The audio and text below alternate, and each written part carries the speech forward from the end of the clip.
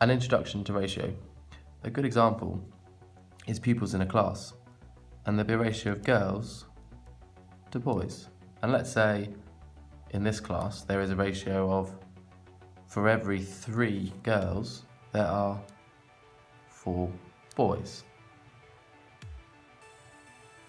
The total of this original class would be 3 add 4, there'd be 7 pupils in total. And we call this the totals column, and we call our first ratio given the original ratio. But that might not be the actual class size. They might say that there are, in fact, 6 girls in the class. And that means that there are 3 girls in the class and another 3 girls in the class, 2 lots of 3 girls.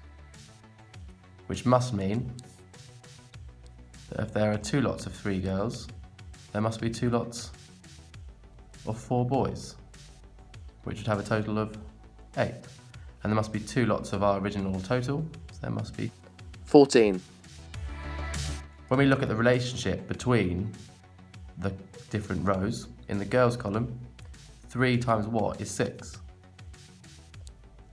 Times 2. And that should be the same for every single column. Girls, boys, and total. 4 times 2 is 8. 7 times 2 is 14. So we call this the multiplier. And we can also work this out by using 6 and dividing it by 3. So the new amount divided by the original amount. We also often come across difference. For example, the difference between girls and boys. And the difference here is 1 in our original. In our new ratio, it is 2. And that can be calculated by doing the original difference times 2. And if you want, you can have difference column. For the original, it's 1. And if I multiply as times 2, the difference is going to be 2. And we call this the new ratio. There might be another class of the same ratio, and it might have a total of 28. To work this out, you need to find your multiplier. Go back to the original ratio. 7 times what is 28? Or 28 divided by 7 will equal your multiplier. Well, there are 4 7s in 28, and 28 divided by 7 is 4.